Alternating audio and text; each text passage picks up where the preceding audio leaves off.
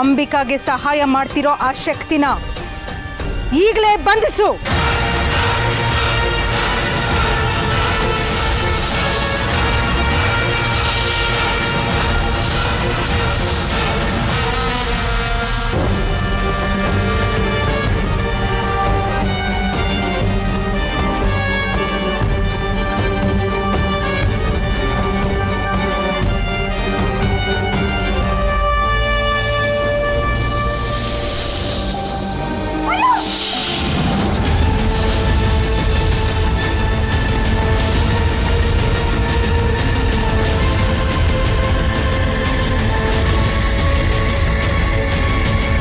ಕೊನೆಗೂ ಆ ಶಕ್ತಿ ನಮ್ಮ ವಶಕ್ಕೆ ಸಿಕ್ಕಿದೆ.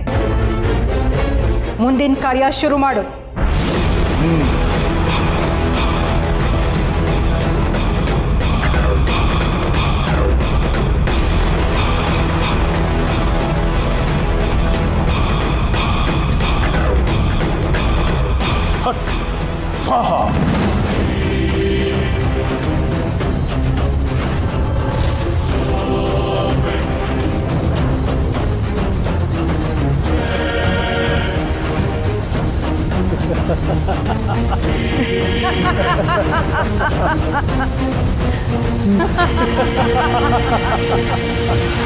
ಅಯ್ಯೋ ದೇವ್ರೆ, ಕಂದ ಬೇಡ,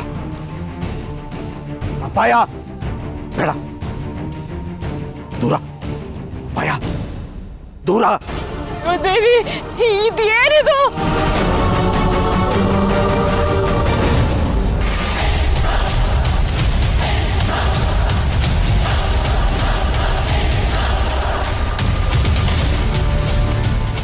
ಬಂಧನ ಬಂಧನ ಬೇಡ, ಮತ್ತೆ ಮೋಸ, ಮತ್ತೆ ಮೋಸ, ನಯವಂಚಕಿ, ನಯವಂಚಕಿ. ಭಯ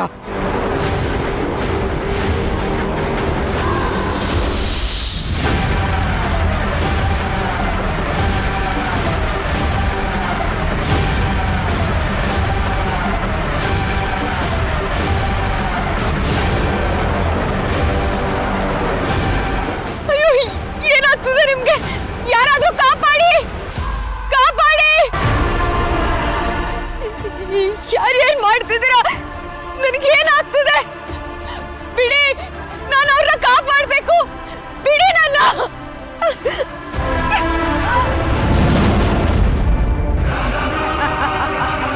ಕಾಪಾಡೋ ಶಕ್ತಿಗೆ ಸಾವಾಯ್ತು.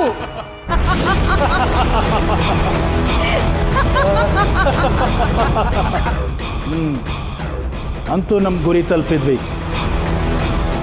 ನಮ್ಮನ್ನು ಕಾಡೋಳು ಮತ್ತು ಅವಳನ್ನು ಕಾಯೋನು ಇಬ್ಬರು ಕಥೆನೂ ಮುಗೀತು ಅಂತಾನೆ. ಮುಂದಿನ ಹೆಜ್ಜೆ ಏನು ಅಂತ ನಿನಗೆ ಗೊತ್ತಲ್ವಾ? ಗೊತ್ತು. ಆ ಅಂಬಿಕಾನ ಬಂಧಿಸೋದಕ್ಕೆ ಒಂದು ಬಲಿಷ್ಠವಾದ ಪಂಜರವನ್ನು ತಯಾರುಪಡಿಸಿದ್ದೀನಿ. ಆ ಪಂಜರ ಅವಳಿಗೆ ಹೇಗೆ ಹಿಂಸೆ ಕೊಡುತ್ತೆ ಅಂದರೆ, ಅವಳು ತಾನೇನೆ ಮುಕ್ತಿಗೋಸ್ಕರ ಆತೊರಿಬೇಕು. ಮುಂದುವರಿಬಹುದು.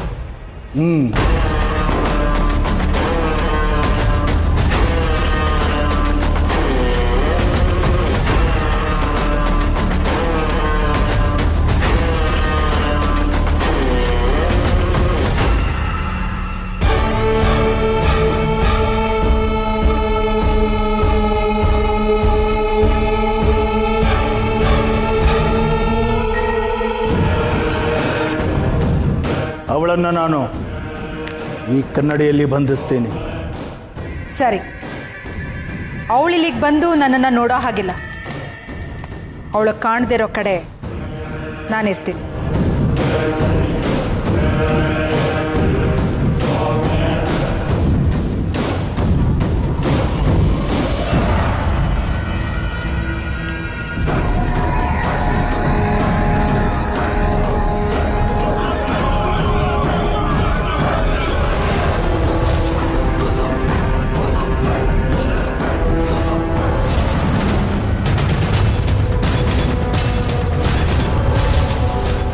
ನೀನು ಯಾಕೆ ಹೀಗೆಲ್ಲ ಮಾಡ್ತಿದ್ಯಾ?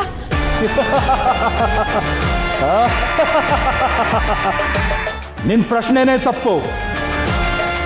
ಏನು ಮಾಡಕ್ಕೆ ಹೊರಟಿದ್ದೀನಿ ಅಂತ ಕೇಳು. ಇಲ್ಲೋಡಿಲಿ, ಇನ್ನು ಕೆಲವೇ ಕ್ಷಣಗಳಲ್ಲಿ ನಿನ್ನ ಈ ದರ್ಪಣದ ಒಳಗೆ ಬಂಧಿಸ್ತೀನಿ.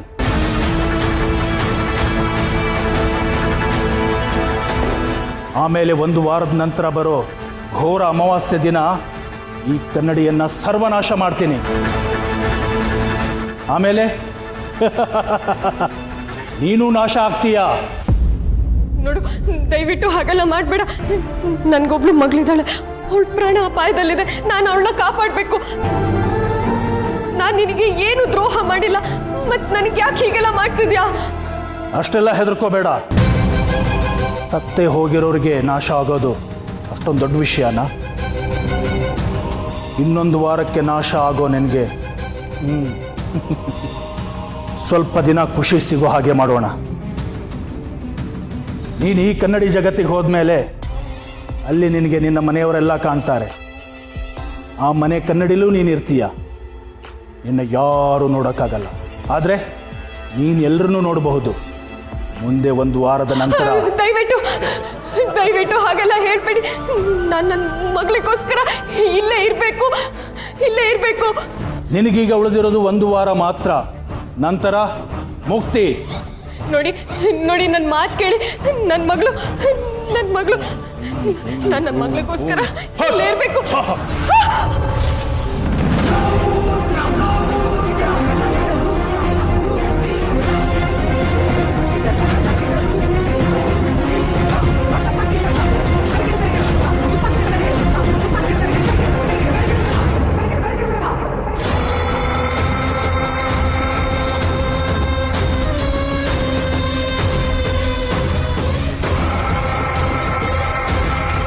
ಈ ಕನ್ನಡಿ ಜಗತ್ತಿಂದ ಅವಳನ್ನು ಆಚೆ ತರೋದಕ್ಕೆ ಸಾಧ್ಯನೇ ಇಲ್ಲ.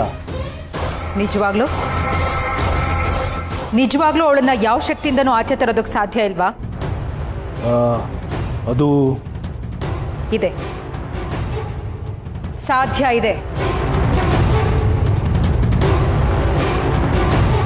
ಅವಳ ರಕ್ತ ಸಂಬಂಧಿಗಳಿಂದ. ಓ ಹೌದು. ಆದರೆ ಅಂಬಿಕಾ ರಕ್ತ ಸಂಬಂಧಿಗಳು ಹಿತ ಮಾತ್ರ.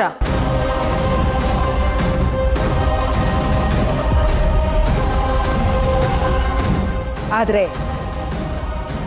ಹಿತ ಇಲ್ಲಿಗೆ ಬರೋದಕ್ಕೆ ಸಾಧ್ಯನೇ ಇಲ್ಲ. ಮತ್ತೆ ಆ ಶಕ್ತಿ ಸಾವು.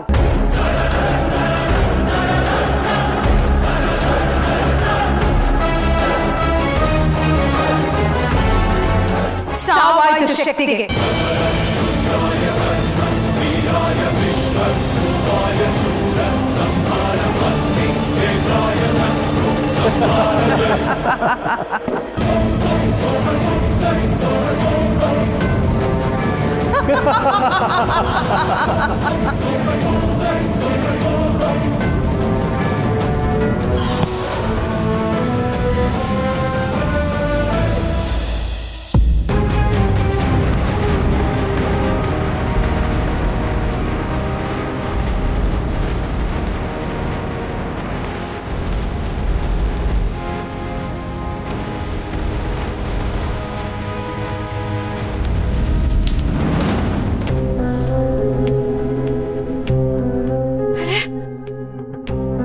ಈ ಕನ್ಸ್ ಬೀಳೋದು ನಿಂತೋಗಿತ್ತಲ್ಲ, ಮತ್ತೆ ಈ ಕನ್ಸು ಯಾಕೆ ಬಿತ್ತು? ಎಲ್ಲ ಸರಿ ಹೋಗಿತ್ತು ಅನ್ಕೊಂಡೆ. ಆ ಹೆಂಗ್ಸ್ ಯಾರು? ಪದೇ ಈ ಕನ್ಸ್ ನನಗೆ ಯಾಕೆ ಬೀಳ್ತಿದೆ? ಇಲ್ಲ ಏನೂ ಸರಿಯಾಗಿಲ್ಲ. ಯಾರಿಗೂ ತೊಂದರೆ ಆಗದೆ ಇದ್ರೆ ಸಾಕು. ಎಲ್ಲ ಸರಿಯಾದ್ರೆ ಅಷ್ಟೇ ಸಾಕು.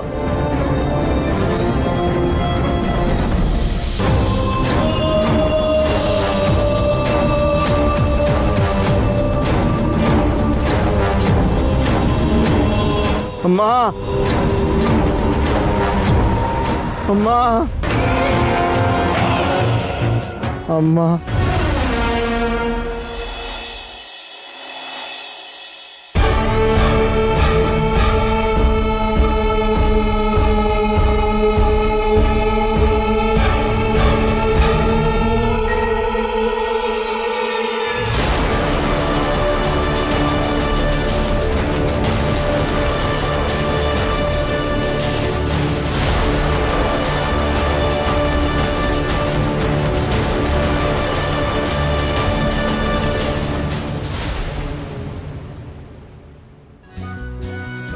ಮೇಡಮ್, ನಿಂಗೆ ಇವತ್ತು ತಲೆ ಬಾಚ್ಲಾ?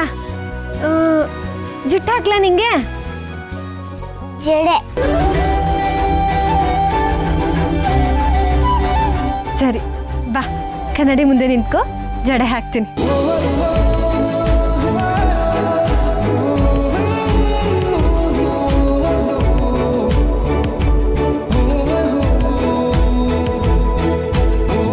ಪುಟ್ ಮೇಡಮ್, ನೀನು ಮಾತಾಡಿದಾಗ ನಂಗೆ ಎಷ್ಟು ಖುಷಿ ಆಯಿತು ಗೊತ್ತಾ? ಈಗಲೂ ಕೂಡ ಅಷ್ಟೇನೆ, ನೀನು ಒಂದೊಂದು ಶಬ್ದ ಮಾತಾಡಿದಾಗಲೂ ನಂಗೆ ಅಷ್ಟೇ ಖುಷಿ ಆಗುತ್ತೆ. ನಿನ್ನ ಧ್ವನಿ ಇಷ್ಟು ಮುದ್ದಾಗಿದೆ ಅಂತ ನಂಗೆ ಗೊತ್ತೇ ಇರಲಿಲ್ಲ. ಪುಟ್ ಮೇಡಮ್, ನೀನು ಯಾಕೆ ನಿಮ್ಮ ಅಪ್ಪನ ಮುಂದೆನೂ ಇದೇ ಥರ ಸ್ವಲ್ಪ ಸ್ವಲ್ಪನೇ ಮಾತಾಡಬಾರ್ದು? ಅವರು ನಿನ್ನ ಧ್ವನಿ ಕೇಳೋಕ್ಕೆ ಎಷ್ಟು ಕಾಯ್ತಿದ್ದಾರೆ ಗೊತ್ತಾ? ಪುಟ್ ಮೇಡಮ್, ನೀನು ನಿಮ್ಮ ಅಪ್ಪನ ಮುಂದೆ ಮಾತಾಡ್ತೀಯಾ?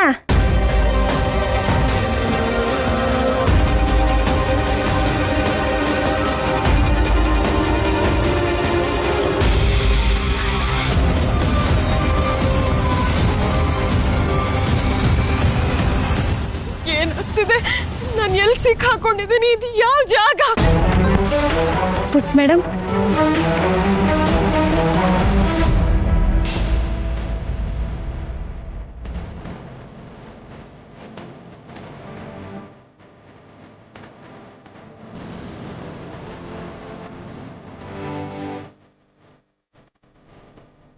ದುರ್ಗಾ, ದುರ್ಗಾ,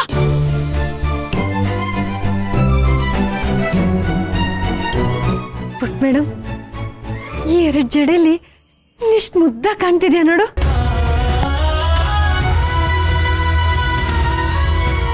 ಬಾ ಹೋಗೋಣ.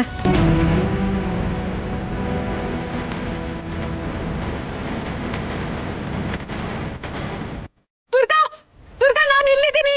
ದುರ್ಗಾ, ದುರ್ಗಾ.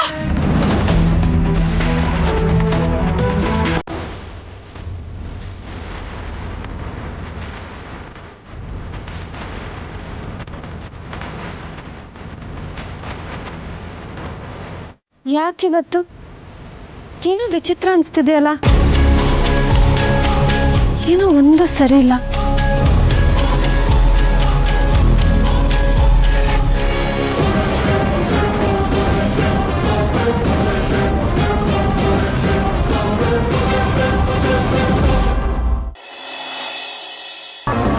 ಏನು ಜ್ಯೋತಿಷಿಗಳೇ, ಇಲ್ಲಿವರೆಗೂ ಬಂದಿದ್ದೀರಾ? ಹೇಳಿ ಕಳಿಸಿದ್ರೆ ನಾನೇ ಬರ್ತಿದ್ನಲ್ಲ.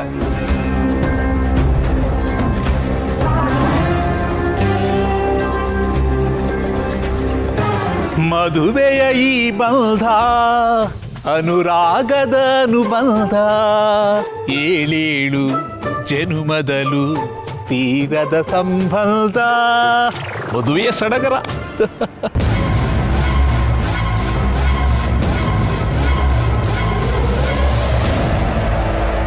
ಜ್ಯೋತಿಷಿಗಳೇ, ನಮ್ಮ ಮಾಯಾ ಮತ್ತೆ ಶರತು ಜಾತಕ ನೋಡಿ ಮದುವೆಗೆ ಅಂತ ಒಂದು ಒಳ್ಳೆ ಡೇಟ್ನ ಫಿಕ್ಸ್ ಮಾಡಿ, ಒಳ್ಳೆ ಕೆಲಸಕ್ಕೆ ತಡ ಮಾಡಬಾರ್ದಂತೆ. ಏನಂತೀರಾ?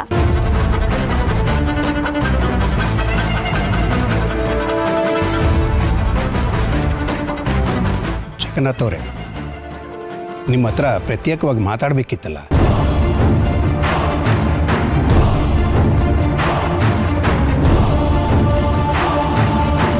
ಅದಕ್ಕೇನಂತೆ, ಬನ್ನಿ.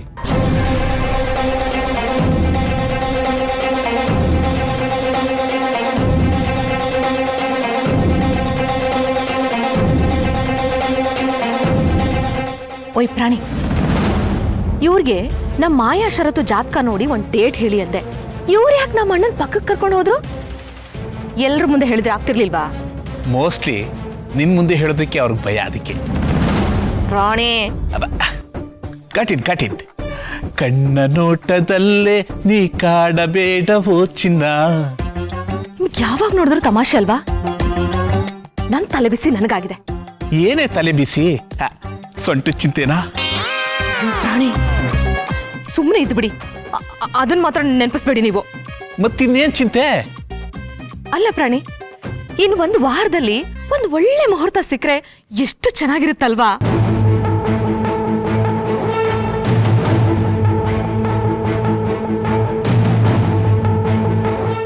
ಮಾಯನ್ನ ಅಫಿಷಿಯಲ್ ಆಗಿ ಮನೆ ತುಂಬಿಸ್ಕೋಬಹುದು.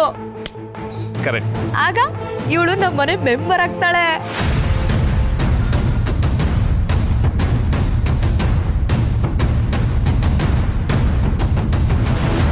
ಪುಟ್ ಮೇಡಮ್,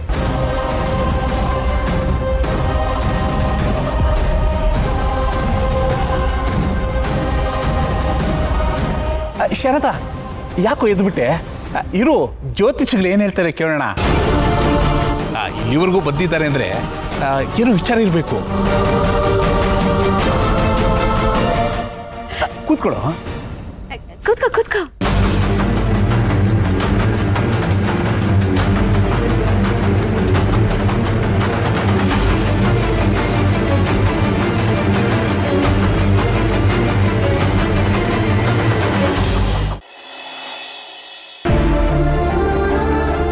ಪುಟ್ ಮೇಡಮ್, ನೀನು ಯಾಕೆ ಹಿಂಗೆ ಅಳ್ತಾ ಇದೆಯಾ? ನನ್ನ ಜಾಣ ಮರಿ ಅಲ್ವಾ, ನನ್ನ ಹತ್ರ ಆದರೂ ಹೇಳಮ್ಮ ಯಾಕೆ ಅಳ್ತಿದ್ಯಾ ಅಂತ. ಪುಟ್ ಮೇಡಮ್, ಅಳೋದು ಯಾವುದಕ್ಕೂ ಪರಿಹಾರ ಅಲ್ಲ. ನೋಡು ಪುಟ್ ಮೇಡಮ್, ನೀನು ಹಿಂಗೆ ಸುಮ್ಮನೆ ಅಳೋದ್ ಬದಲು ನಿಂಗೇನಾಯ್ತು, ನಿಂಗೇನು ತೊಂದರೆ ಆಗ್ತಿದೆ ಅಂತ ನನ್ನ ಹತ್ರ ಹೇಳು. ಅದಕ್ಕೆ ನಾವೇನಾದ್ರೂ ಪರಿಹಾರ ಹುಡ್ಕೋಣ. ಮದುವೆ ಬೇಡ.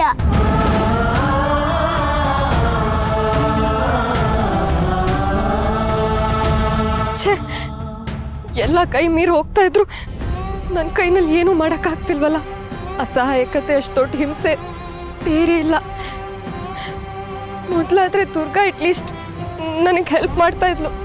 ಆದರೆ ಈಗ ಅವಳು ನನ್ನಷ್ಟೇ ಹೆಲ್ಪ್ಲೆಸ್. ಪುಟ್ ಮೇಡಮ್, ನಿನ್ಗೆ ಈ ಮದುವೆ ಇಷ್ಟ ಇಲ್ಲ ಅಂತ ನಂಗೆ ಗೊತ್ತು. ಆದರೆ ಇವಿಷ್ಟಲ್ಲಿ ನಾನು ಏನೂ ಮಾಡೋಕ್ಕಾಗಲ್ಲ. ಏನು ಮಾಡೋದಂತ ನಂಗೆ ತೋಚ್ತಾನೂ ಇಲ್ಲ.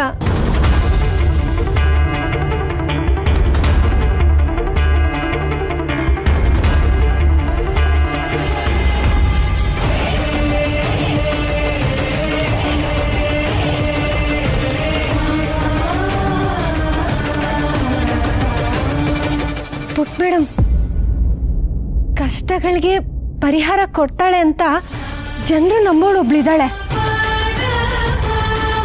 ಅವಳನ್ನ ನೀನು ಕೇಳ್ಕೊಂಡ್ರೆ ಪರಿಹಾರ ಸಿಕ್ಕಿದ್ರೂ ಸಿಗ್ಬೋದು. ಯಾರು? ಹೇಳ್ತೀನಿ ಪುಟ್ ಮೇಡಮ್. ಮಕ್ಕಳು ಕೇಳ್ಕೊಂಡ್ರೆ ಅವಳು ಸಹಾಯ ಮಾಡೇ ಮಾಡ್ತಾಳೆ ಅಂತ ಜನರು ಹೇಳ್ತಾರೆ. ಯಾರು ಅಂತ ಗೊತ್ತಾಗ್ಲಿಲ್ವಾ?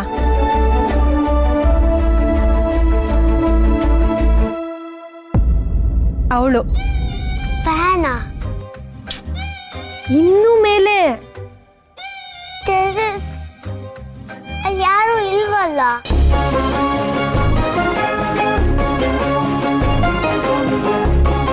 ಪುಟ್ ಮೇಡಮ್, ಇಲ್ಲಿ ನೋಡು, ಅವಳ ಕೈಯಲ್ಲಿ ತ್ರಿಶೂಲ ಇರುತ್ತೆ ನೋಡಿಲಿ. ಅವಳ ತಲೆ ಮೇಲೆ ಕಿರೀಟ ಕೂಡ ಇರುತ್ತೆ.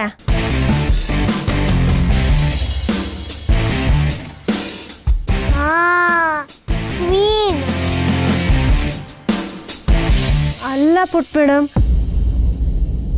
ಹಾ, ಅವಳ ಹಿಂದೆ ಬೆಳಕು, ವಿಶೇಷವಾದ ಬೆಳಕಿರುತ್ತೆ.